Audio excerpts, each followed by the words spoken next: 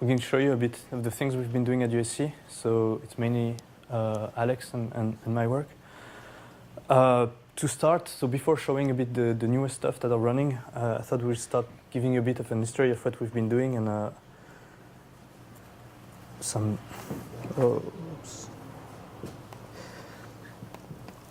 The low-level things. So the Sarcos humanoid, so you all use the Atlas. So maybe to give you, it's pretty much the same thing. Hydraulic robot, so linear hydraulic actuators, MOOC 30 valves. We have load cells at every joint, and we have position sensors at every joint. So I guess that's the big difference with what you guys have. We have sensor in the foot as well, and we have a kilohertz control loop that is running. So we directly control the valve, the current in our setup. And we spend actually a lot of time on tuning these controllers for the force control. So at every joint, you just read the load cell and you try to close the feedback loop with the desired force, the actual force. So we do PID. We have a lot of integration running in the force control. It turned out to be extremely useful to get a decent force tracking. And I guess it's the same thing that you guys do as well, is that we do a lot of the velocity composition for the speed of the piston. And this basically helps us to get a really good tracking performance. So that's roughly what we did. So it's taken from collaborations with people at IIT. Don't know if you guys know the HiQ robot, the hydraulic quadruped. So we pretty much use the same kind of control that they've been doing. So that was the big thing that helped us to do good force control, and we spent a lot of time on on tuning these controllers, and it is extremely painful. So I guess the same for all of you guys. At the end, it tracks pretty well. So I was pretty happy. This is the 15 hertz torque profile I want to track for the knee. It's not loaded, so it's free swinging. So it works pretty decently. This is the kind of torque tracking we get for doing a balancing experiment with so these are the ankles, knee and hip, adduction, abduction of the ankle, flexion, extension, and then you see the knee and the hip. So it's pretty decent. What is really annoying is that it takes forever to do that, and the more degrees of freedom you have, the more pain it is to do that. And I find this pretty annoying. And at the end, the control performance is really good for the hip, for the knee, but for the ankles, it's good. But as you go to the extremities of the joint, the torque tracking is not as good. So the problem is that the gain that we use to change for the velocity composition depends on the position of the piston as well. Normally, your feedback gains for the PID control for the force control should also depend on the position that you're of the piston, because it's dependent on the volume that you have between your actuator. And so we're trying to now look into automatic tunings or way to do this automatically, learning control, things like that. We just realized that if you cannot do that for one joint, we're never going to do learning for anything ever. So that's kind of my statement. I don't know. So that is work that we are currently doing. So it's kind of what we're currently looking at. We don't have any results we can show you yet, but hopefully we get something cool that we can use. A more standard that we don't need to spend 2 hours tuning every joint each time we need to do something. Why does the velocity compensation depend on the position of the piston? The thing is that so I don't remember if you write the whole equations and you get this velocity term that comes from the piston velocity. It's multiplied by there's a ratio between the volume that is in the two chambers, and this you need to take into account. I mean, it's a small factor, but at the end, yeah, and you see it for the ankles, for the Sarcos, you can really see it that you get really nice composition when you're in the middle of the range, but when you go to then you get a very different behavior. Yeah. So yeah. So we need more complicated model. Then the two approach. One approach could be say, okay, let's model even more than that and start to include the volume of the chambers and all the stuff. But honestly, this becomes a little bit painful for 1 degree of freedom. So if we can find a automatic way of doing that, I guess that would be really useful. That's kind of the thing. Okay, so that's for the hydraulics control. Maybe to give you a bit of a background of where we came from in terms of doing inverse dynamics. This comes from work with Mike Mistry at USC at the time.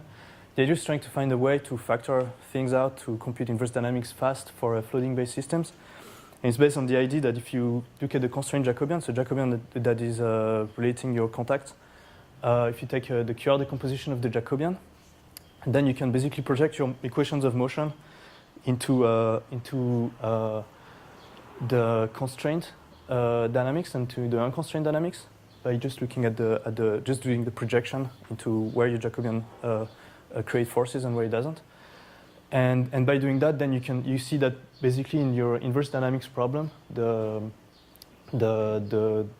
force actually gets out, so the contact. So this is the lambda, and basically you can factor out your problem and get rid of the contact force as a variable. So I guess in other things you can show that you can get rid of the torque completely and just optimize over acceleration and contacts.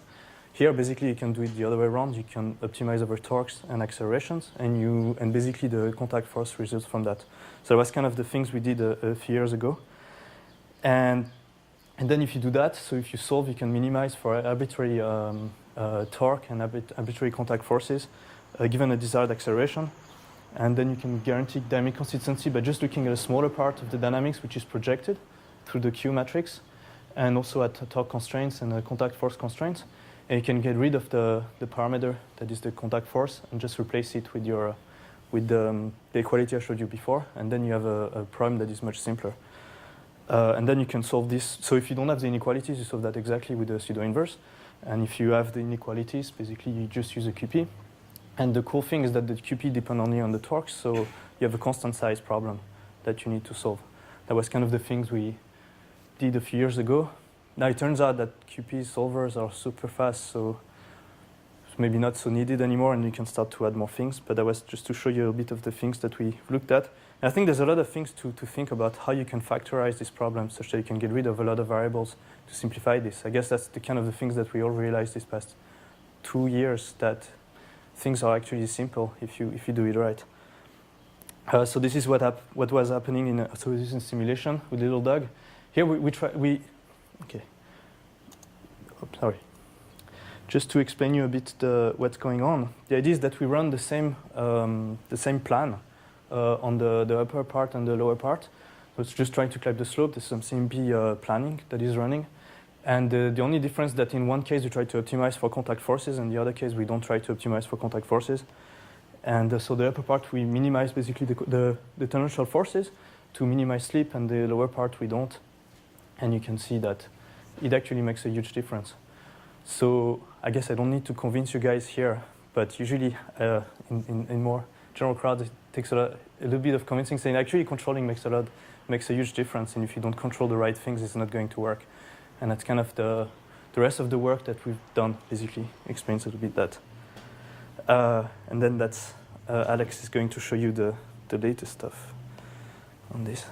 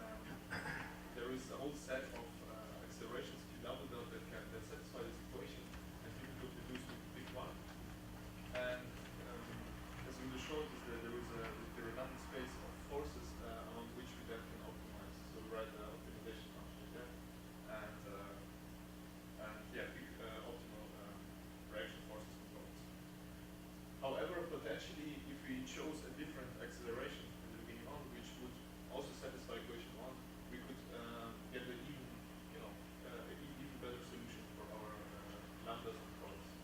And even worse, potentially we put an acceleration that is infeasible given torque acceleration constraints.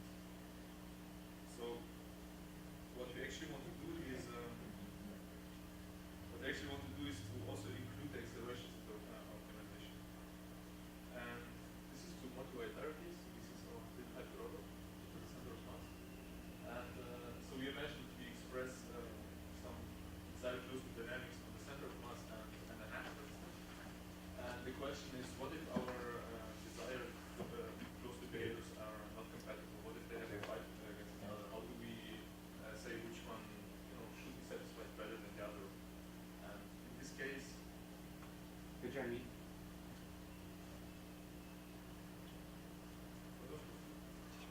Flip that switch so it's unmuted. does it work now? Yes. Awesome. Start the presentation. Good, back to the first slide. Now, and in this case, one might think of, we can apply some weights and basically weight one towards to the other. Other people might want to introduce already a hierarchy here. But typically how we do it is, if we look, for instance, at this scenario where we have a COP constraint and we have a desired dynamics on the center of mass, then here a weight becomes kind of meaningless, because the moment the COP leaves the support polygon, our prediction on the center of mass dynamics is invalid anyway, so there is no point of weighting it. Here we would like to have a clear hierarchy. And it also becomes necessary to have hierarchies on inequalities. For instance, we want to have a higher hierarchy on the torque saturation because we just cannot send higher hierarchies, but a lower hierarchy on the center of pressure constraints. So there have been some algorithms presented in the recent years on cascades of QPs, where the goal is basically to solve a sequence of QPs where one QP is solved such that it doesn't violate the optimality of the previous one. This way we can introduce hierarchies of equalities and inequalities at the same time. So there are some algorithms by Delaza or Manzar or Tuan mentioned Adrian's work. That was the same paper as Mansar, like hierarchical quadratic programming. Well, Manzar published one at ICRA, and I think the one you talked about was a more general paper, no? And this approach is the generalized pseudo-inverse approach, where we typically have equalities and project them into the null space of the higher hierarchy, because here we can add inequalities. However, these approaches haven't been implemented as a feedback loop on a real robot yet. What has been done is that trajectories were basically integrated with the controller offline, and then the trajectories were basically replayed, but it has never been implemented in a feedback control. One reason for that is that we need to have an efficient implementation for it. And the question remains how well it performs under model uncertainty and sensor noise. We all have issues with velocities, for instance. And if we have a realistic base state estimation, what happens then? So this is to explain the algorithm that has been proposed by Delaza et al.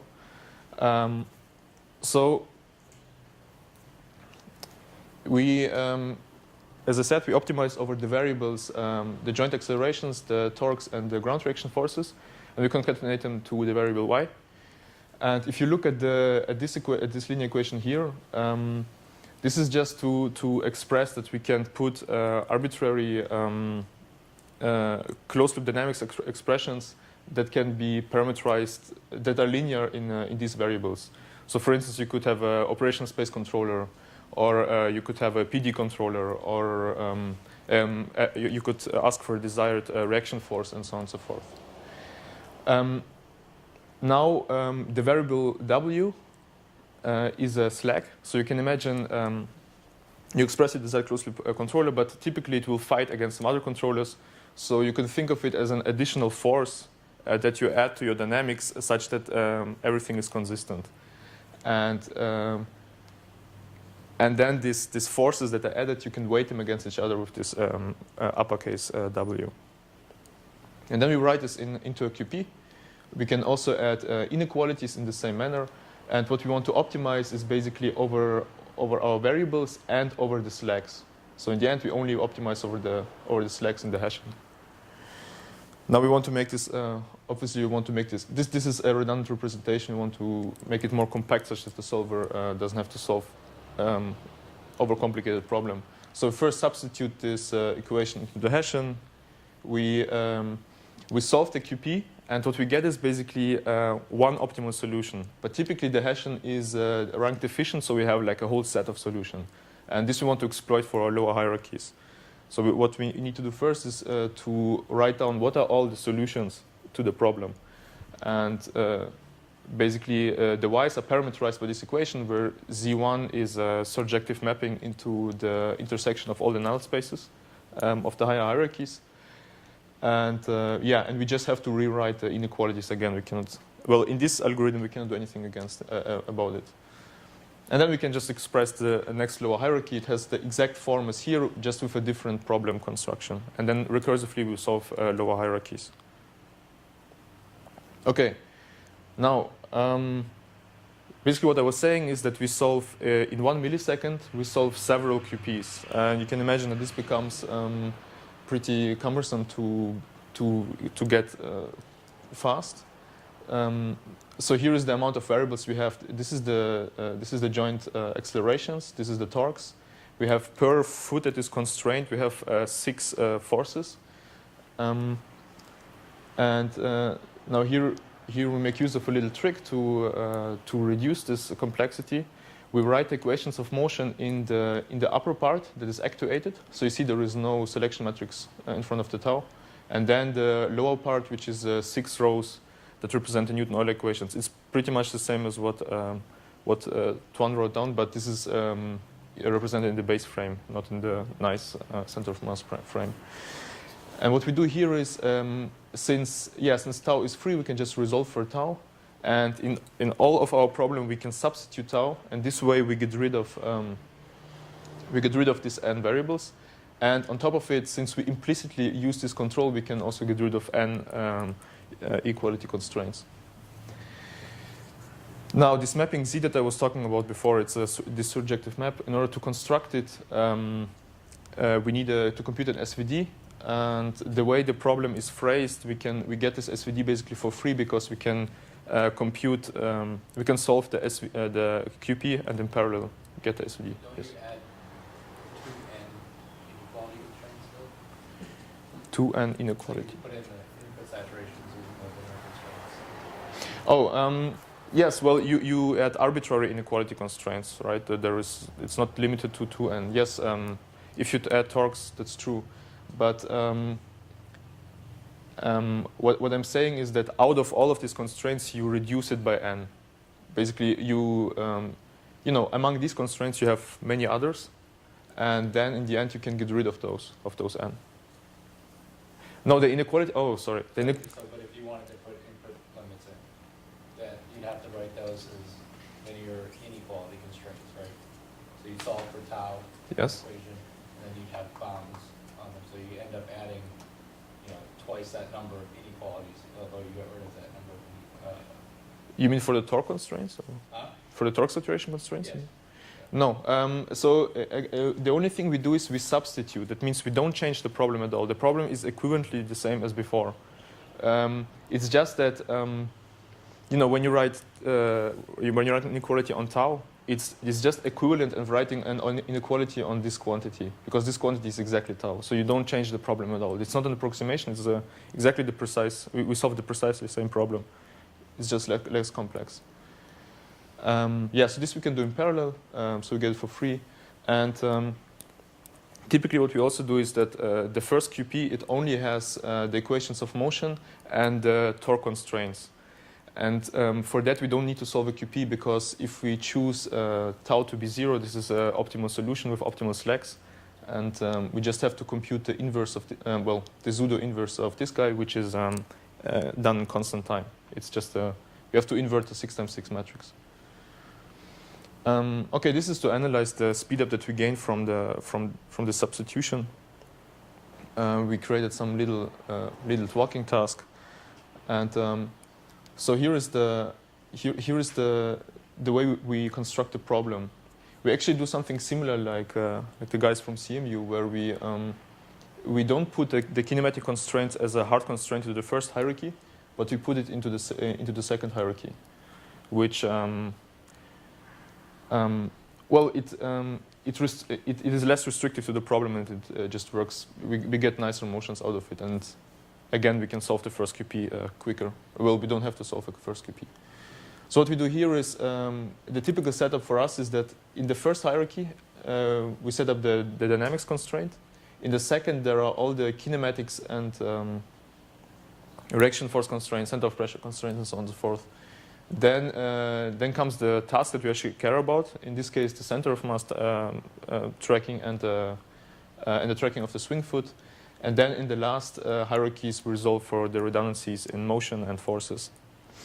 And yes, if we phrase it in this in the framework of cascades of QPs, we are exactly clear about what are the hierarchies and what are the constraints, and we find the exact optimal solution, so we don't have to make trade-offs.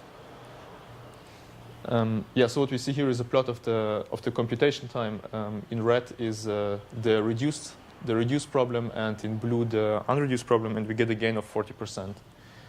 For the full body, this is still 3 milliseconds, which is not what we would like to consider real time. But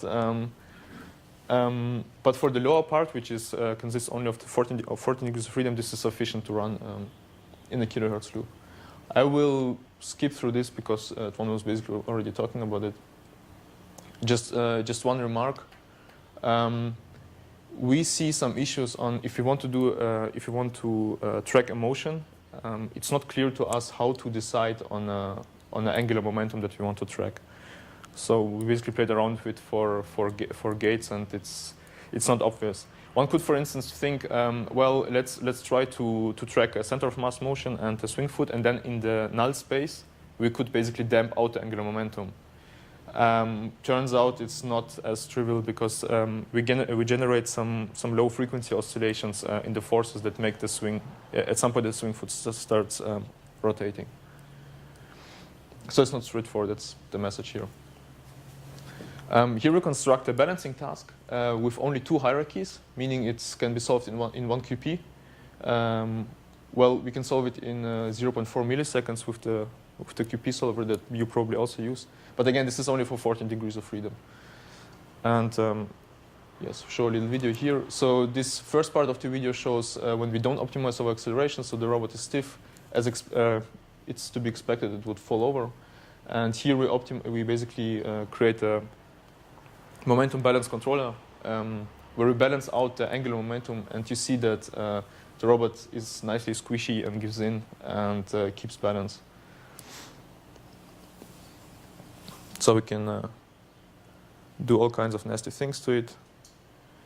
But how come so slowly? What? Say it again? When you were stepping on the platform, that was very dainty. No, actually, if you show it, it's actually, you can let it go fast. You let it go fast, actually, it just doesn't show the video. Just look at it. That's better. Yeah. I retract my question. We just don't start out with the crazy experiments because the robot might kick back. You know. Simply want to actually. Yeah, with this formulation, you're not restricted to stay planar. You can basically put your feet on different slopes. Yes. Oh, okay. Here's some plots for tracking. So what we see here on the left is the momentum tracking. The first plot shows the center of mass position. This is the linear momentum. Yeah, no, this is the arrow. This is the linear momentum, and on the bottom the angular momentum. And you see after it diverges for a quick moment, it comes back. And here what we see is are the footprints of the robot. In green are the measured centers of pressure, and in blue are the centers of pressure that we predict through the model. That's the admissible centers of pressure.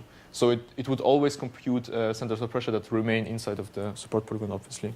And what you see is that they are tracked real pretty well, so we can make pretty good predictions on that.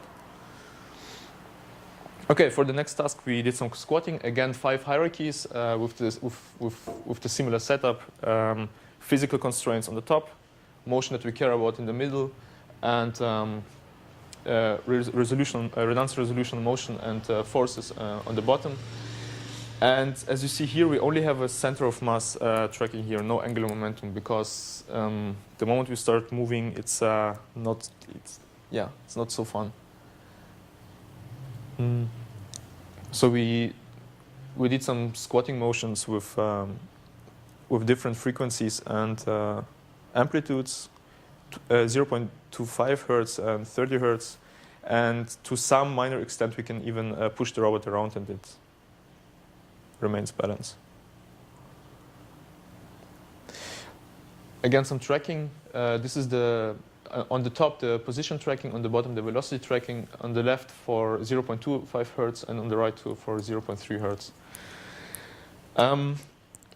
We couldn't go faster though, and the problem is that our velocity readings and our state estimation is not is suboptimal. Let's put it this way, and this is a limiting factor. So it still remains questionable if quasi-static approaches are not, if this actually would outperform a quasi-static approach. Yeah, we would need to require to have a better model and so on, and velocity readings. Yes. Yeah. Then what is a difficulty with hierarchies is always the moment you get into context switches, right? So if you have a hierarchy and you want to typically, if you have one QP and you say my feet are supposed to stay stiff, and then the moment I want to lift it, I could think of just reducing the weight on one foot, and at some point it becomes less restrictive. However, if you think of hierarchies, if you have a foot constraint on on the top hierarchy and you keep reducing the weight, no matter how small you make it, it's still infinitely large from the perspective of the lower hierarchy. And of course, there are ways around it where you just double the constraint and lower it here first, and lower it there. But just to avoid this hassle, we put in this case we put the kinematic constraints also on task level.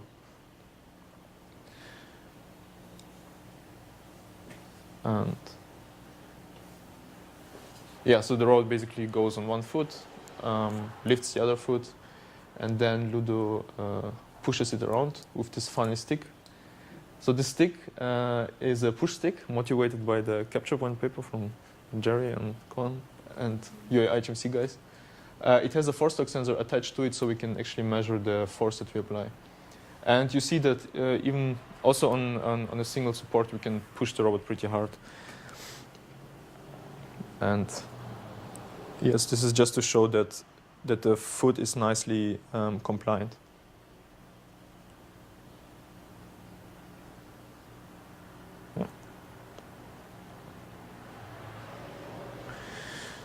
So here again some tracking. On the bottom is the readings from the push sensor, so that's the force over time. And you see the peak is the moment Ludo pushes the robot.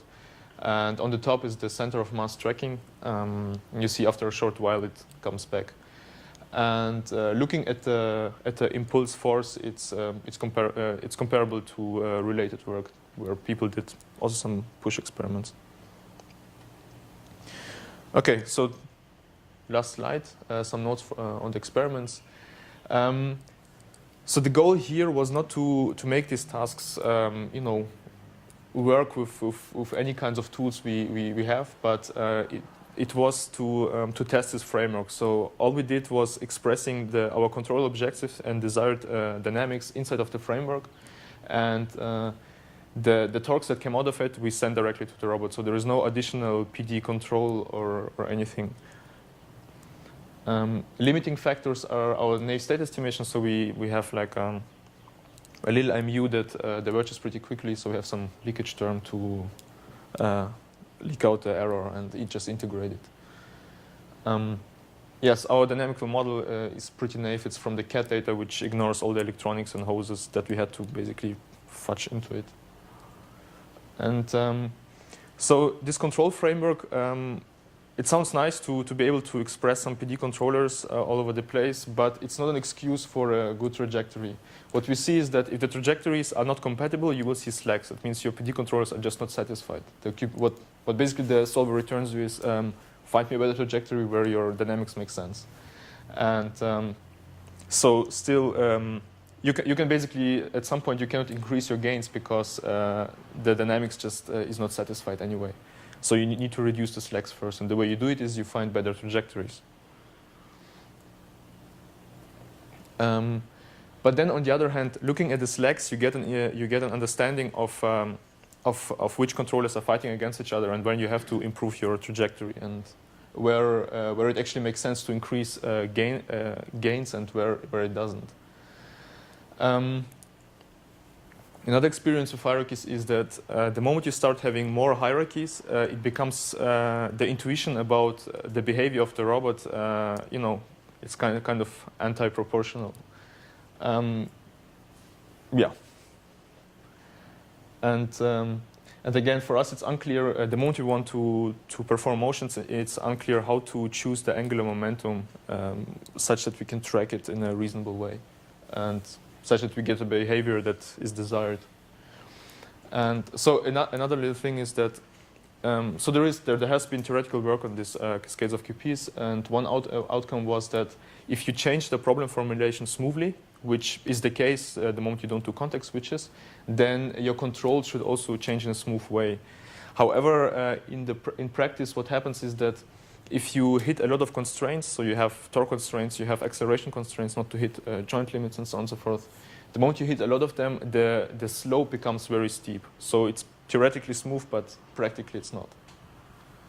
And yes, we suffer from bad velocity readings, so it's really hard to do dynamics with that.